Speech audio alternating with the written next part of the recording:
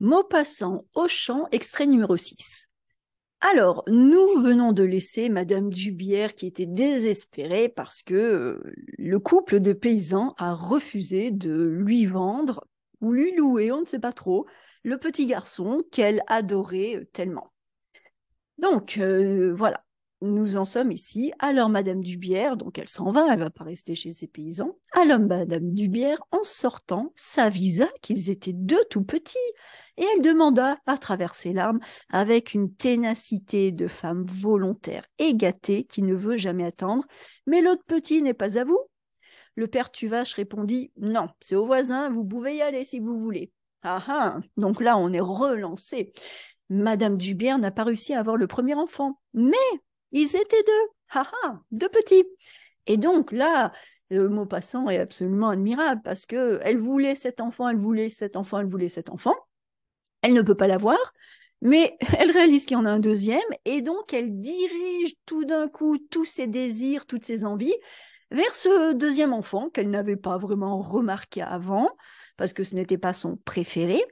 Et donc, elle demande à travers ses larmes, et ça c'est très beau, avec une ténacité de femme volontaire et gâtée qui ne veut jamais attendre. Elle est tenace, elle ne lâche pas. Quand elle veut un truc, elle va l'avoir. Elle est volontaire, c'est elle le chef hein, dans l'équipe mari-femme. Elle est gâtée, elle a tout ce qu'elle veut depuis toujours et elle ne veut jamais attendre. Tout de suite, elle veut tout ce qu'elle veut tout de suite. Voilà, on voit un peu le portrait de Madame Dubière. Et elle demande, mais l'autre petit n'est pas à vous. Elle dit, oh, mais il y en a un deuxième, j'ai peut-être une chance. Et donc le paysan répond, non, non, c'est au voisin, allez-y si vous voulez. Et le paysan rentre dans sa maison, on entend la voix encore de sa femme qui est probablement en train encore de crier que ce n'est pas possible de vouloir acheter un enfant comme ça, que ce n'est vraiment pas bien. Et donc, bah, que fait Madame Dubière? Eh ben, elle rentre dans la maison voisine et elle va chez les Valins. Donc les Valins étaient à table en train de manger avec lenteur des tranches de pain qu'ils frottaient parcimonieusement avec un peu de beurre piqué au couteau dans une assiette entre deux. Là encore, on voit cette Madame Dubière, riche, gâtée, très pleine de caprices et de fantaisie, qui rentre sans demander si elle peut rentrer. Hein. Voilà, elle veut un enfant, elle veut un enfant. Donc elle rentre chez les gens et elle rentre chez ses autres paysans, les Valins, et elle arrive également au moment du repas et on les voit tous les deux, ils mangent. Alors ils mangent avec lenteur, hein, parce qu'il n'y a que ça à manger, c'est leur plat. Ils mangent des tranches de pain qu'il frottait parcimonieusement. Donc avec parcimonie, hein, parcimonieusement, euh, on n'est pas dans 5, on est dans 6 là. Avec parcimonie, c'est l'idée de avec beaucoup d'attention et d'une façon économique et d'économie.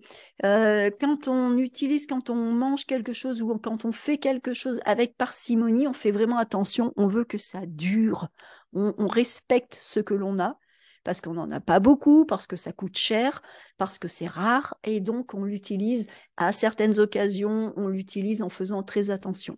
Donc là, on a nos deux paysans qui mangent des tranches de pain, ça du pain, il y en a, mais voilà, il y a un peu de beurre. Ils prennent un petit peu de beurre avec la pointe de leur couteau, ils piquent, ils mettent un petit peu de beurre sur leur pain et ils mangent dans une assiette entre deux. Monsieur Dubière, donc là, Madame Dubière envoie son mari, hein, elle l'envoie, recommença ses propositions, mais avec plus d'insinuations, de précautions oratoires et d'astuces. Donc là, Monsieur Dubière, en fait, ce qu'il est en train de se dire, c'est il faut vraiment qu'on ramène un gamin à la maison, sinon ma femme va être infernale. En gros, hein. Et donc, il recommence ce qu'il avait dit, mais il essaye vraiment, comme ça n'a pas marché avec le premier couple de paysans, il essaye de mettre un petit peu plus de stratégie dans son discours.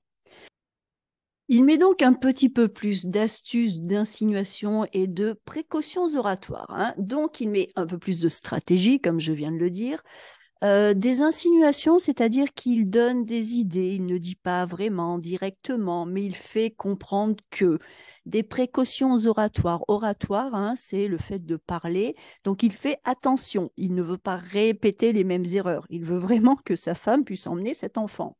Et d'astuce, c'est-à-dire qu'il va être un petit peu stratégique, il va essayer de jouer avec ces deux paysans pour les convaincre que emmener leur enfant est une bonne idée.